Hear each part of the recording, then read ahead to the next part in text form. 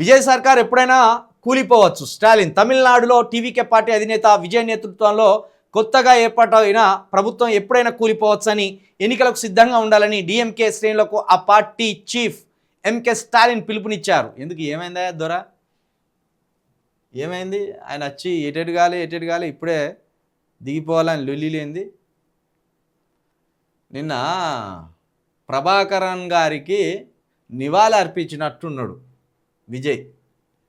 అది ఈ రాద్ధాంతానికి చోటు ఇచ్చినట్టు అయిపోయింది. తమిళనాడులో టీవీకే చీఫ్ విజయ్ నేతృత్వంలో కొత్తగా ఏర్పాటైన ప్రభుత్వంపై మాజీ సీఎం స్టాలిన్ సంచలన కామెంట్ చేశారు. విజయ్ సర్కార్ ఎప్పుడైనా కూలిపోవచ్చని, ఎన్నికలకు సిద్ధంగా ఉండాలని డిఎంకే పార్టీ శ్రేణులకు పిలుపునిచ్చారు.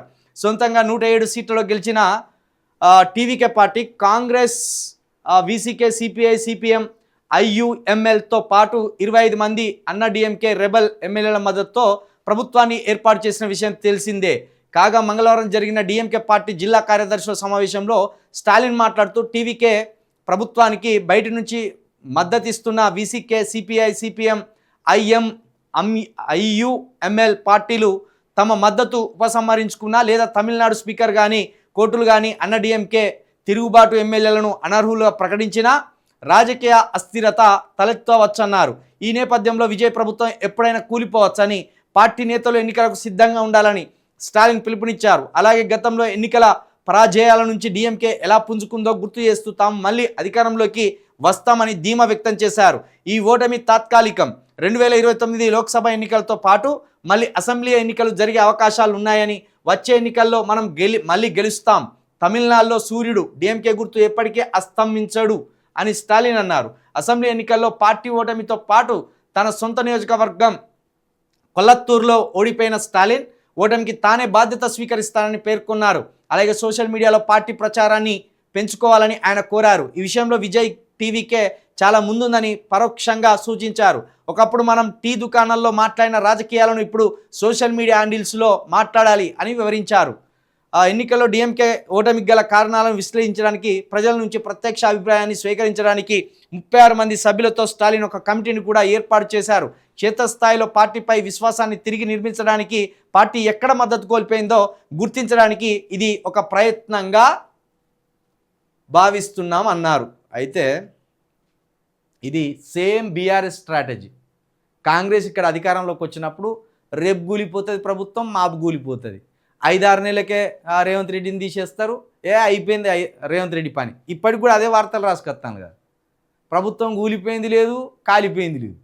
కానీ బీఆర్ఎస్ ఒక గేమ్ స్టార్ట్ చేసింది. అప్పుడు ఎంతమంది ఇప్పుడు ప్రభుత్వం కూలిపోతుంది అని చెప్పినా కడియం శ్రీహరి పోయి కాంగ్రెస్లో జాయిన్ అయ్యింది.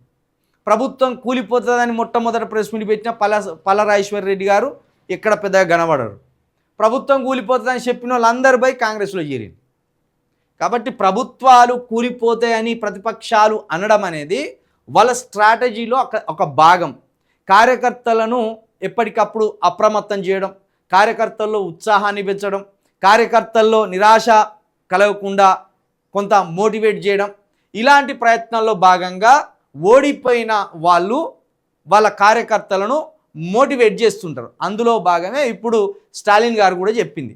అయితే ప్రభాకరన్ గారికి నిన్న మన టీవీకే అధ్యక్షుడు తమిళనాడు ముఖ్యమంత్రి విజయ్ నిన్న నివాళులర్పించినాడు. దాని మీద కూడా ఒక గందరగోళం సాగుతుంది.